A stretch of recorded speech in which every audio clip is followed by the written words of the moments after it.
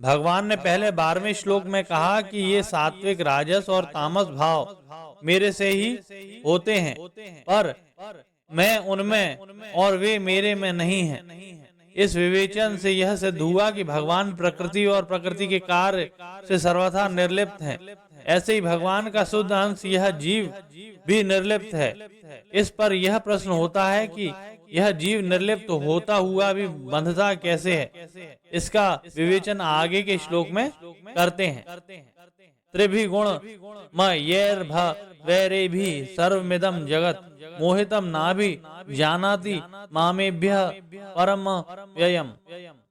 इसकी व्याख्या इस प्रकार है। सत्व, रज और तम तीनों गुणों की वृत्तियां उत्पन्न और लीन होती रहती हैं।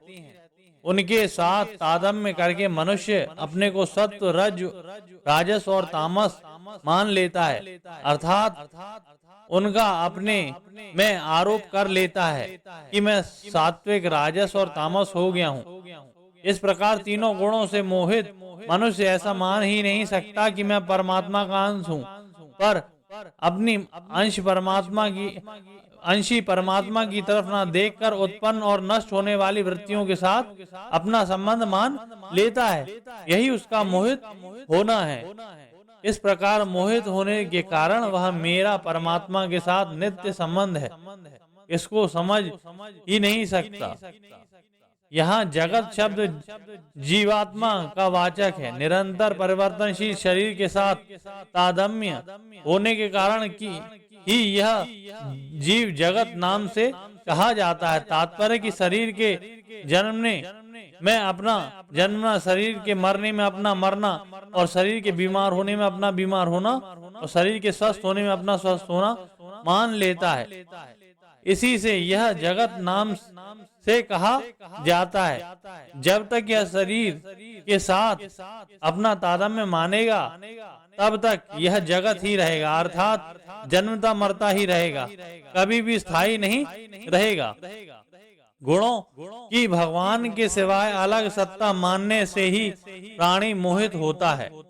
अगर वे गुणों को भगवत स्वरूप माने तो कभी मोहित हो ही नहीं सकते।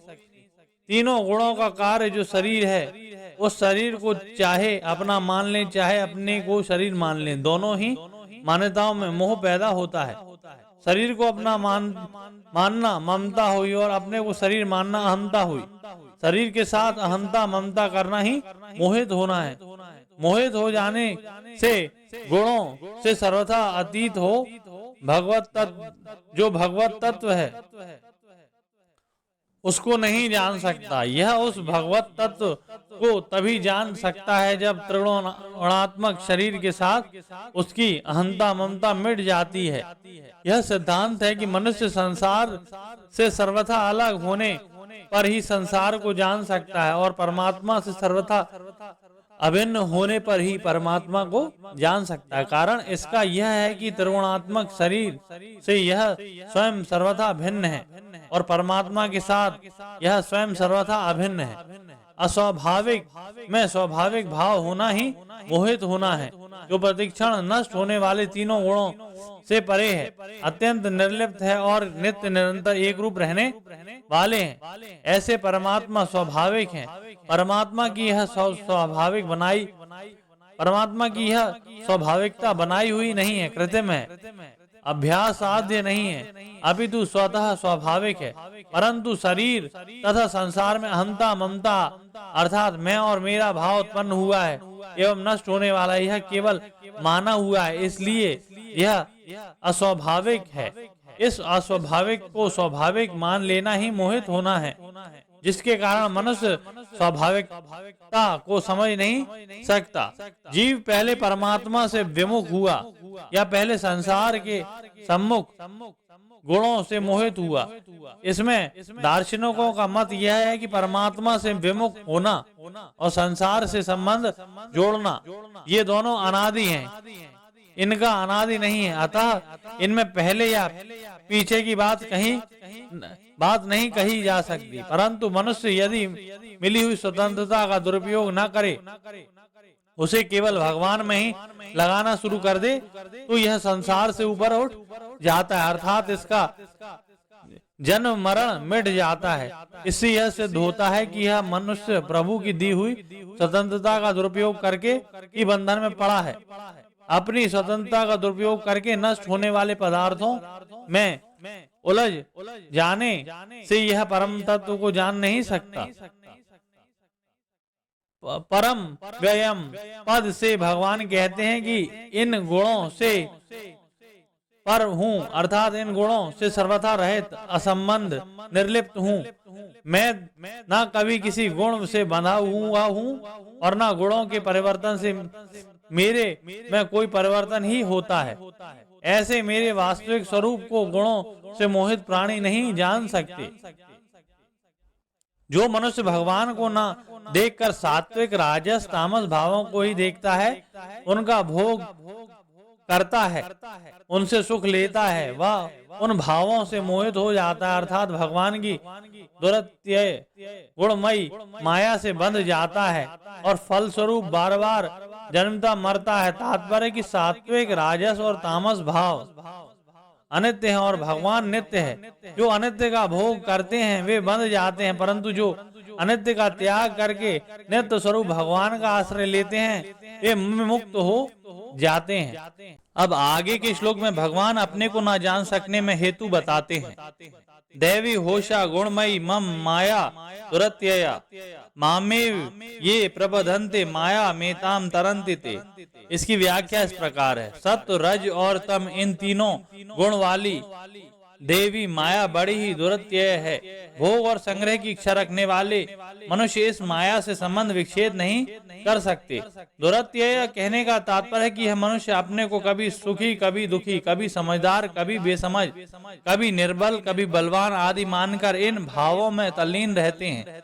इस तरह आने जाने वाले प्राकृतिक भाव और पदार्थों में ही तादात्म्य, ममता, कामना आदि उनसे बांधे रहते हैं और अपने को इनसे रहित अनुभव नहीं कर सकते। यही इस माया में दुरत्यपना है। यह गुणमयी माया तभी दुरत्यया होती है जब भगवान के सिवाय गुणों की स्वतंत्र सत्ता और महत्ता मानी जाए। अगर मनुष्य भगवान के सिवाय गुणों की अलग सत्ता और महत्ता नहीं मानेगा तो यह गुणमयी माया से तर जाएगा।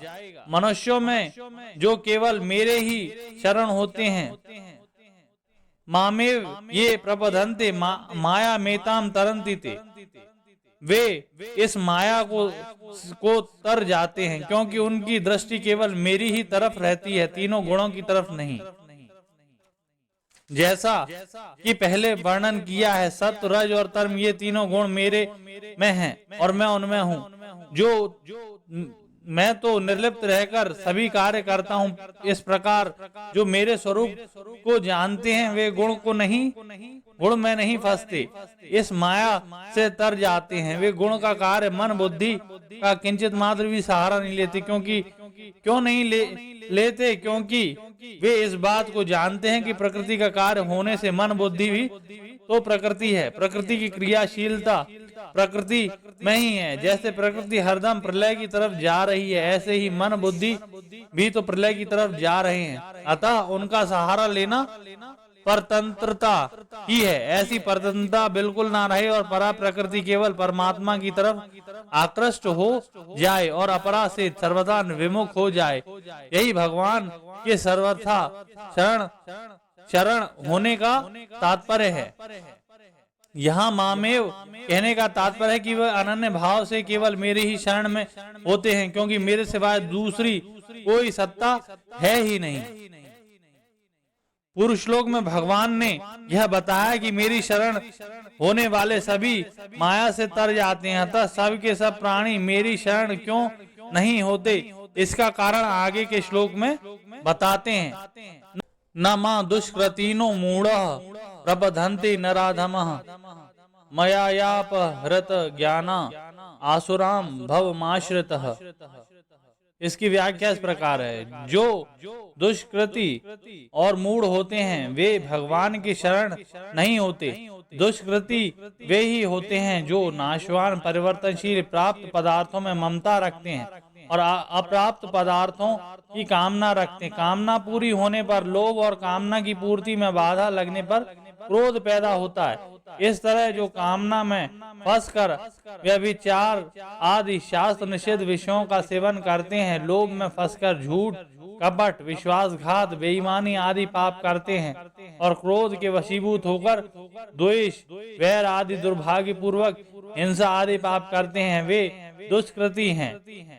जब मनुष्य भगवान के सिवाय दूसरी सत्ता मानकर उसको महत्व देते हैं, तभी कामना पैदा होती है। कामना पैदा होने से मनुष्य माया से मोहित हो जाते हैं।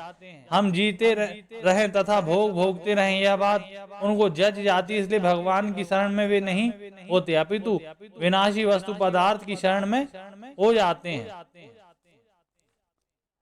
यहाँ भगवान ने कहा कि दुष्कृत्य मनुष्य मेरी शरण में नहीं हो सकता, और 9वें अध्याय के 30वें श्लोक में कहा कि सुदुराचारी मनुष्य भी अगर अनन्य भाव से मेरा भजन करता है तो वह बहुत जल्दी धर्मात्मा हो जाता है तथा निरंतर रहने वाली शांति को प्राप्त होता है। यह कैसे? इसका समाधान यह है कि मैं अपिचेत पद आए हैं, जिसका अर्थ होता है दुराचारी की प्रवृत्ति परमात्मा की तरफ स्वाभाविक नहीं होती, परंतु अगर वह भगवान की शरण में हो जाए तो उसके लिए भगवान की तरफ से मना नहीं है। भगवान की तरफ से किसी भी जीव के लिए किंचित मात्र भी बाधा नहीं है, क्योंकि भगवान प्राणी मात्र के लिए सम है। उनका किसी भी प्राणी में राग द्वेष नहीं होता। दुराचारी से दुराचारी मनुष्य भी भगवान से द्वेष का विषय नहीं है। सब प्राणियों पर भगवान का प्यार और कृपा समान ही है। जो मनुष्य भगवान का आश्रय नहीं लेते, वे आसुरी, राक्षसी प्रकृति का आश्रय लेने वाले होते हैं। उनकी दृष्टि संसार को छोड़कर दूसरी तरफ जाती ही नहीं। उनकी दृष्टि में भगवान की सत्ता ही नहीं होती। फिर भगवान की शरण लेने का प्रश्न ही नहीं उठता। भोग भोगना और संग्रह करना ही उनका अंतिम लक्ष्य होता है। पुरुष लोक में भगवान ने कहा कि दुष्कृति पुरुष मेरी शरण में नहीं होते, तो फिर शरण में कौन होते हैं? इसको आगे के श्लोक में बताते हैं। चतुर्विधा भजन्ते मां जनः सुकृते नोर्जुन आर्तो जिज्ञासुर्थार्थी ज्ञानी च भरतर्षभ। इसकी व्याख्या इस प्रकार है। सुकृति पवित्रात्मा मनुष्य अर्थात भागवत संबंधी काम करने वाले मनुष्य 4 प्रकार के होते हैं। ये चारों मनुष्य मेरा भजन करते हैं, अर्थात स्वयं मेरे शरण होते हैं। पुरुष लोक में दुष्कृति न पद में भगवान ने में न लगने वाले मनुष्य की बात आई थी। अब यहाँ सुकृति न पद में भगवान में लगने वाले मनुष्य की बात करते हैं। ये मनुष्य सुकृति मनुष्य शास्त्रीय सकाम पुण्य कर्म करने वाले नहीं हैं, अपितु भगवान से अपना संबंध जोड़कर भगवत संबंधी कर्म करने वाले हैं। सुकृति मनुष्य 2 प्रकार के होते हैं। एक तो यज्ञ, दान, तप आदि वर्ण आश्रम में शास्त्रीय कर्म भगवान के लिए करते हैं अथवा उनको भगवान के अर्पण करते हैं, और दूसरा भगवान नाम का जाप तथा कीर्तन करना, भगवान की लीला सुनना तथा कहना आदि केवल भगवत संबंधी कर्म करते हैं। जिनकी भगवान में रुचि हो गई है वे ही भाग्यशाली हैं, वे ही श्रेष्ठ हैं, वे ही मनुष्य कहलाने योग्य हैं। वह रुचि चाहे किसी पूर्व पुण्य से हो गई हो, चाहे आफत के समय दूसरों का सहारा छूट जाने से हो गई हो, चाहे किसी विश्वसनीय मनुष्य के द्वारा समय पर धोखा देने से हो गई हो, चाहे सत्संग, स्वाध्याय अथवा विचार आदि से हो गई हो। किसी भी कारण से भगवान में रुचि होने से सभी सुकृति मनुष्य हैं। जब भगवान की तरफ रुचि हो जाए वही पवित्र दिन है, वही निर्मल समय और वही संपत्ति है। जब भगवान की तरफ रुचि नहीं होती वही काला दिन है, वही विपत्ति है। भगवान ने कृपा करके भगवत प्राप्ति रूप जिस उद्देश्य को लेकर जिन्हें मानव शरीर दिया है वे जनः कहलाते हैं। भगवान का संकल्प मनुष्य मात्र के उद्धार के लिए बना है, अतः मनुष्य मात्र भगवान की प्राप्ति का अधिकारी है। तात्पर्य है कि उस संकल्प में भगवान ने मनुष्य को अपने उद्धार की स्वतंत्रता दी है, जो कि अन्य प्राणियों को नहीं मिलती, क्योंकि वे भोग योनियों और मानव शरीर का कर्म योनि है। वास्तव में केवल भगवत प्राप्ति के लिए ही होने के कारण मानव शरीर को साधन योनि ही मानना चाहिए। इसलिए इस स्वतंत्रता का सदुपयोग करके मनुष्य शास्त्र निषिद्ध कर्मों को छोड़कर अगर भगवत प्राप्ति के लिए ही लग जाए तो उसको भगवत कृपा से अनान्यास ही भगवत प्राप्ति हो सकती है। परंतु जो मिली हुई स्वतंत्रता का दुरुपयोग करके विपरीत मार्ग पर चलते हैं वे नरकों और 84 लाख योनियों में जाते हैं। इस तरह सबको उद्धार के भाव को लेकर भगवान ने कृपा करके जो मानव शरीर दिया है उस शरीर को पाकर भगवान का भजन करने वाले सुकृति मनुष्य ही जन अर्थात मनुष्य कहलाने योग्य होते हैं। आर्तो जिज्ञासु अर्थार्थी ज्ञानी च भरतर्षभ। अर्थार्थी, आर्त, जिज्ञासु और ज्ञानी अर्थात प्रेमी ये 4 प्रकार के भक्त भगवान का भजन करते हैं अर्थात भगवान की शरण होते हैं। अर्थार्थी जिनको अपनी न्याय युक्त सुख सुविधा की इच्छा होती है हो जाती है अर्थात धन संपत्ति वैभव आदि की इच्छा हो जाती, परंतु उनको वे केवल भगवान से ही चाहते हैं, दूसरे से ही नहीं। ऐसे भक्त अर्थार्थी भक्त कहलाते हैं। 4 प्रकारों के भक्तों में अर्थार्थी आरंभिक भक्त होता है। पूर्व संस्कार में उसकी धन की इच्छा रहती है और वह धन के लिए इच्छा भी करता है, पर वह समझता है कि भगवान के समान धन की इच्छा पूरी करने वाला दूसरा कोई नहीं। ऐसा समझकर वह धन प्राप्ति के लिए तत्परता पूर्वक भगवान नाम का जाप, कीर्तन, भगवत स्वरूप का ध्यान आदि करता है। धन प्राप्ति करने के लिए उसका भगवान पर ही विश्वास निष्ठा होती है। अर्थ भक्त प्राण संकट आने पर, आफत आने पर और मन के प्रतिकूल घटना घटने पर जो दुखी होकर अपना दुख दूर करने के लिए भगवान को पुकारते हैं और दुख को दूर करना केवल भगवान से ही चाहते हैं, दूसरे किसी उपाय काम में नहीं लेते, वे अर्थ भक्त कहलाते हैं। जिज्ञासु भक्त जिसमें अपने स्वरूप को भगवत तत्व को जानने की जोरदार इच्छा जागृत हो जाती है कि वास्तव में मेरा स्वरूप क्या है, भगवत तत्व क्या है। इस प्रकार तत्व को जानने के लिए शास्त्र, गुरु अथवा पुरुषार्थ का भी आश्रय न रखते हुए केवल भगवान के आश्रित होकर उस तत्व को केवल भगवान से ही जानना चाहते हैं, वे जिज्ञासु भक्त कहलाते हैं। ज्ञानी भक्त अर्थार्थी, आर्त और जिज्ञासु तीनों भक्तों में ज्ञानी भक्त की विलक्षणता बताने के लिए यहाँ क्या अव्यय आया है। ज्ञानी भक्त को अनुकूल से अनुकूल और प्रतिकूल से प्रतिकूल परिस्थिति, घटना, व्यक्ति, वस्तु आदि सब भगवत स्वरूप ही दिखते हैं अर्थात उसको अनुकूल प्रतिकूल परिस्थिति केवल भगवत लीला ही दिखती है। जैसे भगवान अपने लिए अनुकूलता प्राप्त करने, प्रतिकूलता हटाने, बोध प्राप्त करने आदि किसी भी तरह की कभी भी किंचित मात्र भी इच्छा होती ही नहीं, वे केवल भक्तों के प्रेम में ही मस्त रहते हैं। ऐसे ही ज्ञानी भक्तों में किंचित मात्र भी कोई इच्छा नहीं होती, वे भगवान के प्रेम में ही मस्त रहते हैं।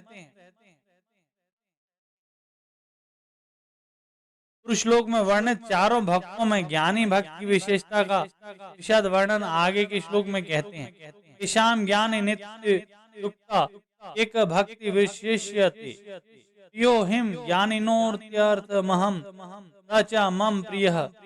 इसकी व्याख्या इस प्रकार है। उन भक्तों में ज्ञानी अर्थात प्रेमी भक्त श्रेष्ठ हैं, क्योंकि वह नित्य युक्त हैं अर्थात सर्वथा केवल भगवान में ही लगा रहता है। भगवान के सिवाय दूसरे किसी में वह किंचित मात्र भी नहीं लगता। जैसे गोपियां गाय धोते, दही धन कूटते आदि सभी लौकिक कार्य करते हुए भगवान श्री कृष्ण में चित्त वाली रहती हैं, ऐसे ही वह ज्ञानी भक्त लौकिक तथा परमार्थिक सब क्रियाएं करते समय सदा भगवान से जुड़ा रहता है। भगवान से संबंध रखते हुए उसकी सब क्रियाएं होती हैं। श्लोक में भगवान ने ज्ञानी भक्त को अपना अत्यंत प्यारा बताया, तो इससे यह असर पड़ता है कि भगवान ने दूसरे भक्तों का आदर नहीं किया। इसलिए भगवान आगे के श्लोक में कहते हैं, उदारः सर्वे वैते ज्ञानी मैव मे मतम अस्तित्वतः च युक्तात्मा अमेवा तामाम गतिम। इसकी व्याख्या इस प्रकार है। ये सब के सब भक्त उदार हैं, श्रेष्ठ भक्त वाले। भगवान ने यहाँ 2 उदारः शब्द का प्रयोग किया है। इसमें कई विचित्र भाव हैं। जैसे 4 अध्याय के 11वें श्लोक में भगवान ने कहा कि भक्त जिस प्रकार मेरी शरण में होते हैं उसी प्रकार मैं उनका भजन करता हूँ। भक्त भगवान को चाहते हैं और भगवान भक्त को चाहते हैं, परंतु इन दोनों में पहले भक्त ने ही संबंध जोड़ा है, और जो पहले संबंध जोड़ता है वह उदार होता है। तात्पर्य यह है कि भगवान संबंध जोड़े या ना जोड़े, इसकी भक्त परवाह नहीं करता। वह तो अपनी तरफ से पहले संबंध जोड़ता है और अपने को समर्पित करता है, इसलिए वह उदार है। देवताओं के भक्त सकाम भाव से विधि पूर्वक यज्ञ दान तप आदि कर्म करते हैं तो देवताओं को उनकी कामना के अनुसार वह चीज देनी पड़ती है, क्योंकि देवता लोग उनका हित अहित नहीं देखते।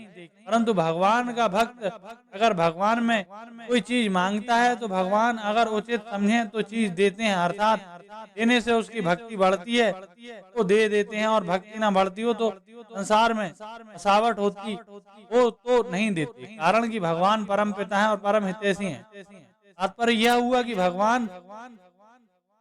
कि अपनी कामना पूर्ति हो अथवा ना हो तो भी वे भगवान का ही भजन करते हैं, भगवान के भजन को नहीं छोड़ते। यह उनकी उदारता ही है।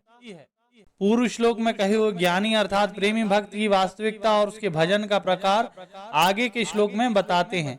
बहुनाम जन्म नामन्ते ज्ञानवानमं प्रपदते वासुदेवः सर्वमिति स महात्मा सुदुर्लभः।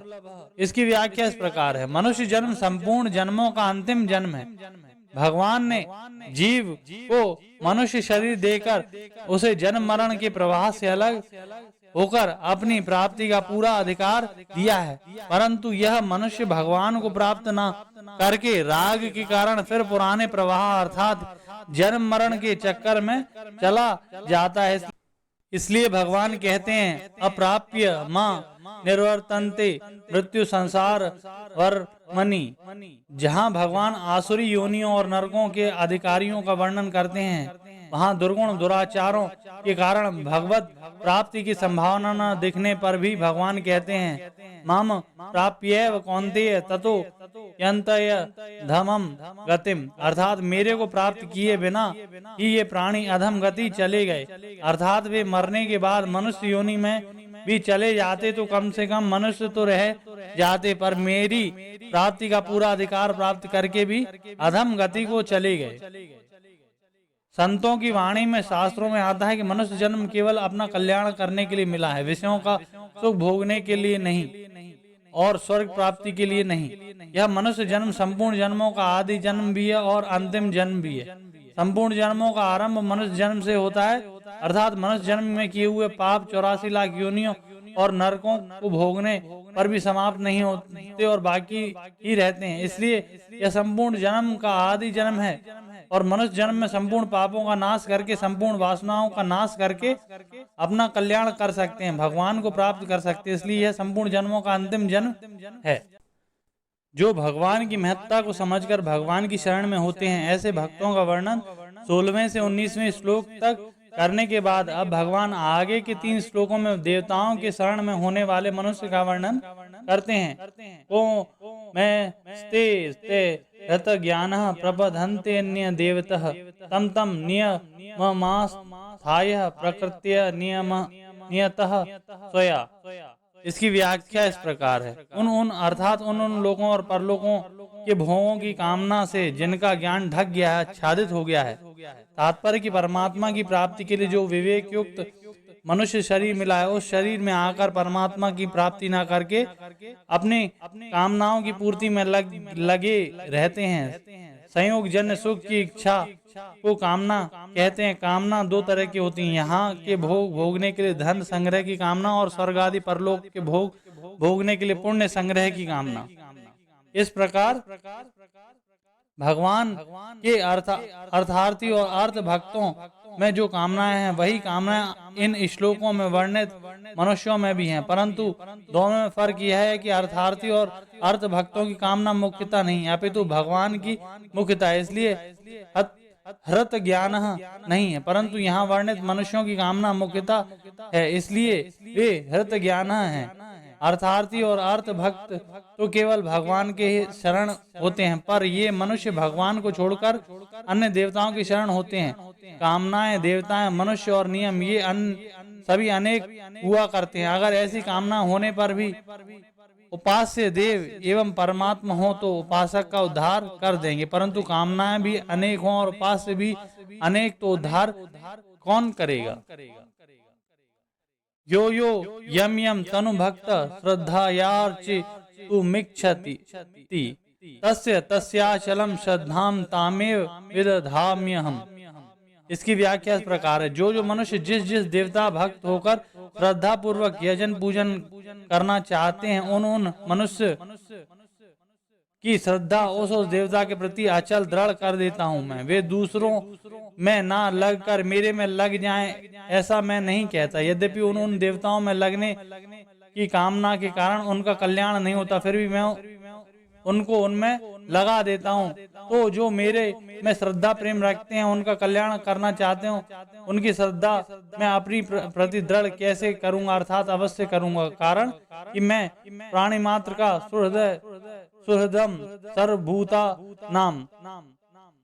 इस पर यह शंका होती है कि आप सबकी श्रद्धा अपने में दृढ़ क्यों नहीं करते। इस पर भगवान मानो यह कहते हैं कि अगर मैं सबकी श्रद्धा को अपने प्रति दृढ़ करूं तो मनुष्य जन्म की स्वतंत्रता सार्थकता ही कहाँ रही तथा मेरी स्वार्थपरता का त्याग कहाँ हुआ। अगर लोगों को अपने में ही लगाने का मेरा आग्रह रहे तो यह कोई बड़ी बात नहीं है, क्योंकि ऐसा बर्ताव तो दुनिया के सभी स्वार्थी जीवों का स्वाभाविक होता है। अतः मैं इस स्वार्थपरता को मिटाकर ऐसा स्वभाव सिखाना चाहता हूं कि कोई भी मनुष्य पक्षपात करके दूसरों से केवल अपनी पूजा प्रतिष्ठा करवाने में ही ना लगा रहे और किसी को पराधीन ना बनाए। सतया श्रद्धया युक्तस्तस्या प्रार्थनमीहते लभते च ततः कामन्य यैव हि तान। मेरे द्वारा दृढ़ की हुई श्रद्धा से संपन्न हुआ वह मनुष्य उस देवता की आराधना की चेष्टा करता है और उस देवता से जिस कामना पूर्ति की आशा रखता है उस कामना की पूर्ति होती है। यद्यपि वास्तव में उस कामना की पूर्ति मेरे द्वारा ही हुई होती है, परंतु वह उसको देवता की पूरी हुई मानता है। वास्तव में देवताओं में मेरी ही शक्ति है और मेरे ही विधान से उनकी कामना पूर्ति करते हैं। अब भगवान उपासना के अनुसार फल का वर्णन करते हैं। अंतवतु फलम तेषाम तद भवत्यमेधसाम देवा देव यजो यान्ति मद भक्ता यान्ति मामपि। इसकी व्याख्या इस प्रकार है, देवताओं की उपासना करने वाले मनुष्यों को अंत वाला अर्थात सीमित तथा नाशवान फल मिलता है। यहाँ शंका होती है कि भगवान के द्वारा विधान किया हुआ फल तो नित्य ही होना चाहिए, फिर उनका अनित्य फल क्यों मिलता है। इसका समाधान यह है कि एक तो उनमें नाशवान पदार्थ की कामना है और दूसरे बात वे देवताओं को भगवान से अलग मानते हैं, इसलिए उनको नाशवान फल मिलता है, परंतु उनको दो उपायों से अविनाशी फल मिल सकता है। एक तो वे कामना न रखकर निष्काम भाव से देवताओं की उपासना करें तो उनको अविनाशी फल मिल जाएगा, और दूसरा वे देवताओं को भगवान से भिन्न न समझकर अर्थात भगवत स्वरूप ही समझकर उनकी उपासना करें तो यदि कामना रह जाएगी तो उस समय पाकर सभी अविनाशी फल मिल सकता है, अर्थात भगवत प्राप्ति हो सकती है। यद्यपि देवताओं की उपासना का फल सीमित और अंत वाला होता है, फिर भी मनुष्य उसमें क्यों उलझ जाते हैं, भगवान में क्यों नहीं लगते। इसका उत्तर आगे के श्लोक में देते हैं। अव्यक्तम व्यक्ति मापन्नम मन्यन्ते माम बुधयः परम भव म जानन्तो ममा व्यय मनोत्तमम।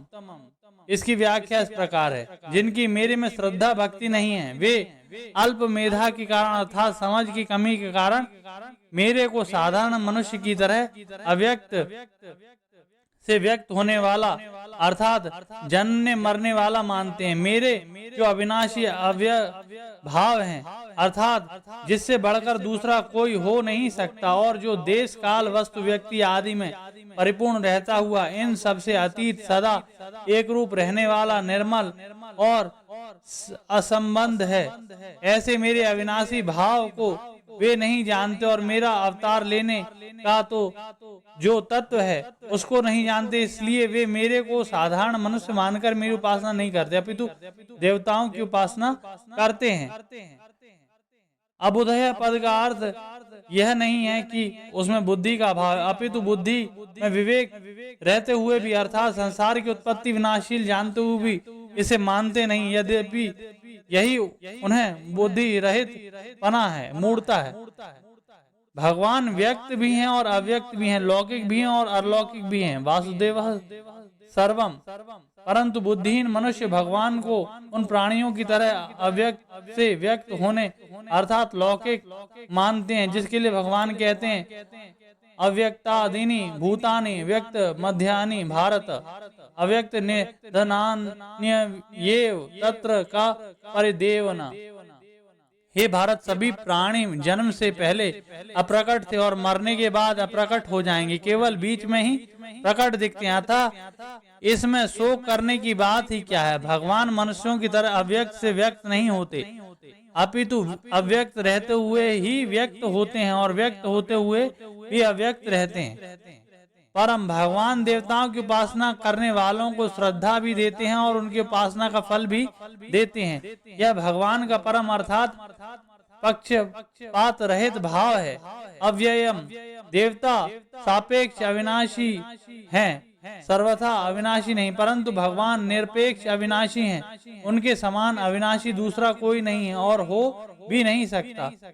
अनुत्तम भगवान प्राणी मात्र का हित चाहते हैं, यह भगवान का सर्वश्रेष्ठ भाव है। इससे श्रेष्ठ दूसरा कोई भाव हो ही नहीं सकता।